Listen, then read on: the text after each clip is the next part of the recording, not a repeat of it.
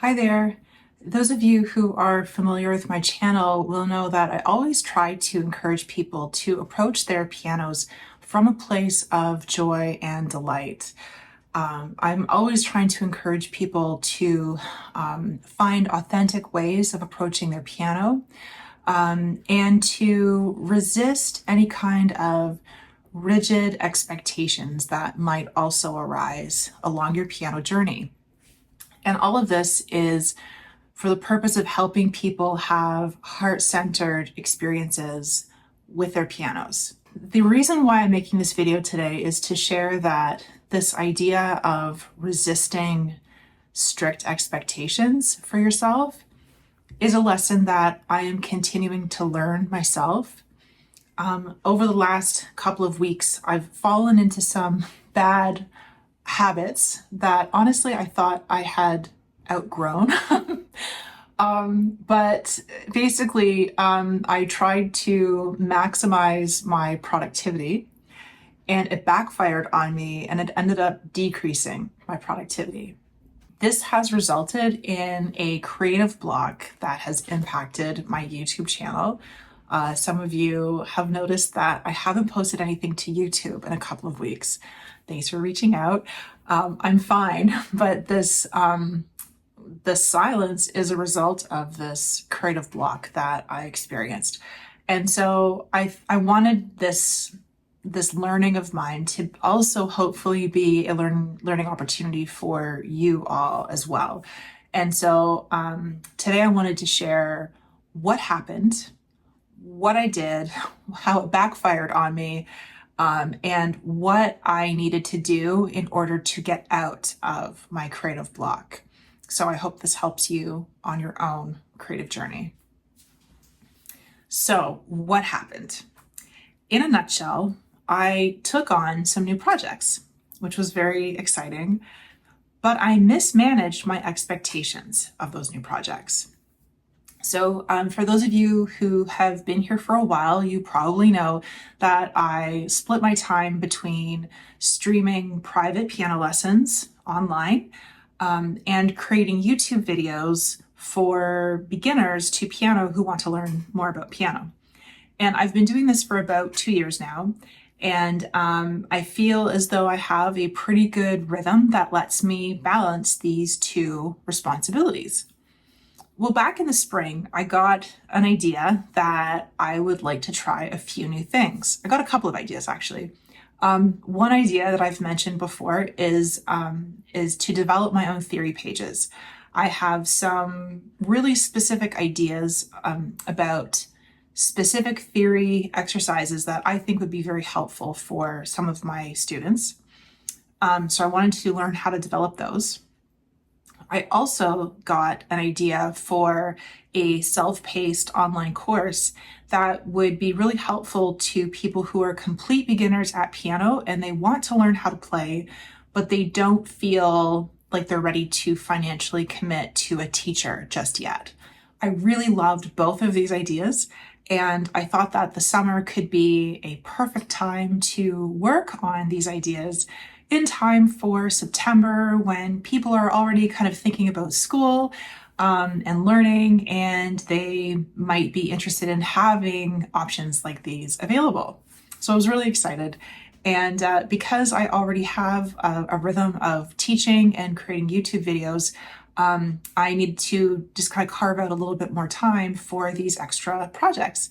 And so I allocated a couple of hours a week to these theory pages and a couple of hours a week to this online course development. At the beginning of working on all of this, it was very, very exciting and very fun. It was amazing. I love the feeling of brainstorming, right? And it was so great to have time to sit at my computer and try out ideas, learn how different programs work, like software that I was using. And it was just an incredibly uplifting and exciting and motivating time. But then something happened. I had this like psychological shift or an attitude change that completely derailed everything.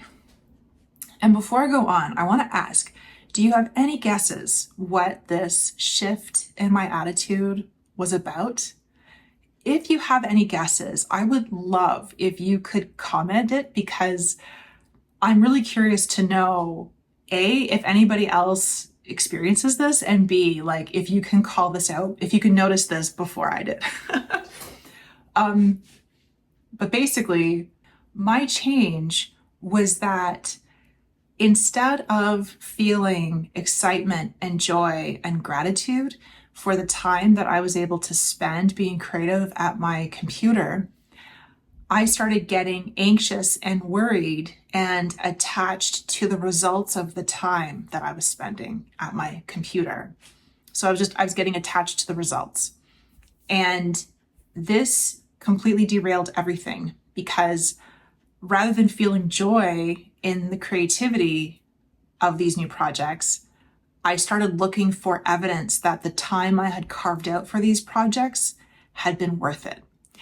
And if I did not see direct evidence that my time on these projects had been worth it, I got very dissatisfied and I became upset that I had wasted time. But this kind of a response is the most self-defeating, destructive response for creative time. It is the very nature of a creative endeavor that you need to be open to possibilities. You need open-ended time. You need to be able to try things without the obligation of productivity. It is the nature of creativity to explore and to try things out. And if you are truly being creative, you are going to come across ideas or try out ideas that are not going to work out. Like, it's inevitable. But these dead ends are never just dead ends in themselves. They are an opportunity for you to redirect and try something else. And in the past, I'd always tried to see these kinds of creative dead ends as a gift, as, you know, just a sign that that idea didn't work out, but that it was an opportunity to readjust, refocus, try something else, and keep moving on with your creativity. But in this particular case, I didn't do that. Maybe it was because I kind of had a time frame in mind for when I wanted these things to wrap up. I wanted them to be ready for September, but I did not see these hours where nothing had really happened as a gift. They really stressed me out. And instead of seeing my dead ends as being a gift, I instead responded totally unconsciously by being like, okay, it didn't work out today. Next time I'll get it. And what I was doing there that I did not consciously recognize was that I was putting more pressure on myself the next time I sat down to be successful. And I was putting more pressure on myself to really nail it next time. But let me ask you, how do you think this extra pressure that I put on myself helped my creativity the next time I sat down at my computer? Well, it didn't, right? What I found was that I avoided going to my computer. And when I did manage to sit down at my computer, I had even less to say, because when I get stressed, my creativity is the first thing to go. And what happened was I stopped getting ideas for my new project, but I also stopped getting ideas from my YouTube channel, my current project. I didn't have anything to say anymore. I couldn't come up with any new ideas for my YouTube videos. And even when I looked through my lists of ideas I already have for YouTube videos that I'd like to make, I couldn't even think of what I wanted to say about them. It was a total creative block. And what I find so interesting about this is that my creative block didn't even start with my YouTube videos. I was still, doing just fine with my YouTube videos. My creative block started with my new projects. And the pressure that I put on myself with the new projects ended up bleeding into the other things in my life that I really enjoyed, like creating YouTube videos. And this was really scary for me because I love having a YouTube channel. This is the most fun I've ever had on social media. And YouTube still remains like a real source of finding new students for me. So from a business perspective, it was also really important for me to maintain, some kind of creativity with my YouTube. So what did I do? I have heard it said that the solution can often be found in the problem. And so I started thinking about the problem.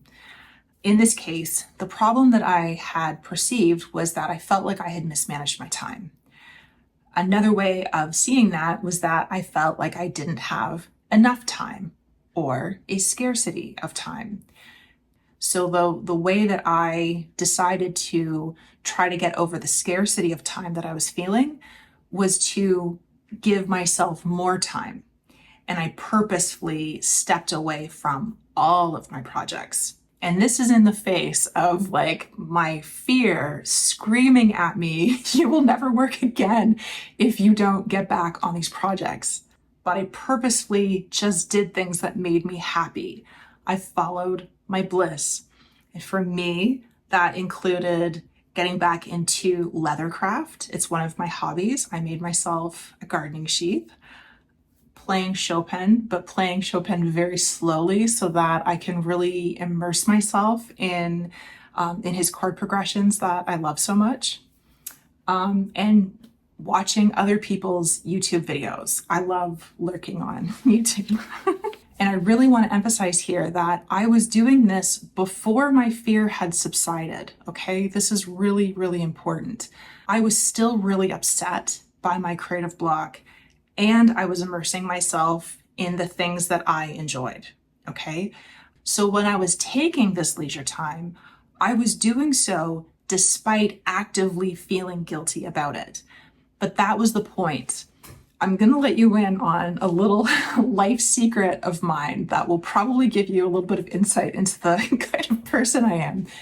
But I find that when the machinery of fear gets going in my head and I start feeling like a robot that's just fueled by negativity, I need to act in open defiance of that fear in order for me to feel like myself again. So I purposely stopped trying to work at my computer and start doing things that just bring me joy, despite feeling really scared and really guilty about it. After a little while, the fear started to loosen its grip a little bit. I was having so much fun following my bliss that I began to forget what it was that I had been worried about. And this gave me a really great opportunity to reset. I noticed that I started to feel motivated to work again, but that this motivation came from a place of joy and delight rather than fear and panic. But before I could sit down at my computer and work on this stuff from a place of joy and delight, I had to ground myself in a mantra that I've shared with you before, but I had forgotten myself. To be strict about showing up, but lenient about results. I'll link to the video where I introduced that concept, but the basic idea is that this idea of being strict about showing up, but lenient about results is how I balance discipline and flexibility in my piano, in my business, and really in my life. Being strict about showing up and lenient about results is basically how I got this YouTube channel going. But I had gotten myself into the mess of creative block by being strict about showing up and being strict about my results. And I couldn't do that again. The result of me learning this lesson is the video you are watching right now. Because it has been almost a month since I recorded a video, this has gone sideways about 1,000,000 times. But I was strict about showing up, but I was more lenient about the results. And I will publish the results of this video whenever it is ready. Even though I'm really sad about having missed out on YouTube time this summer, I'm still really glad that this happened because it was a really great opportunity for me to learn how easily negative thinking can slip into your life, and also how easily negativity can spread from one area of your life to others. This makes me want to be more vigilant and more on guard against negative thinking, because now I can see again that if I allow negative thinking in my life, it can affect other things in my life that I really care about, and I don't want that to happen again. My YouTube channel, which I love and derive so much joy from, was essentially collateral damage from negativity in a totally separate area of my life. I hope that this lesson I learned is helpful for you as well. I work with a lot of people who are learning piano later in life, and many of my students communicate with me the pressure that they feel to maximize the time that they have with their pianos. Sometimes this is reflected in an impatience or a frustration with their own progress. Sometimes this is expressed in this feeling of obligation that they have to play piano every day. But this is kind of a flavor of obligation that actually detracts from the joy of actually sitting down at their piano. They are just trying to be productive, not trying to enjoy themselves. Or maybe, like me, frustration and negativity that you have in another area of your life might seep into your joy of playing piano. Whatever the case may be, I hope that my story encourages you to be a little bit more lenient with the results of your practice, so that you can approach your piano with more gratitude, because it's gratitude that is going to be the pathway towards your continued creative joy with the piano. Thanks for listening.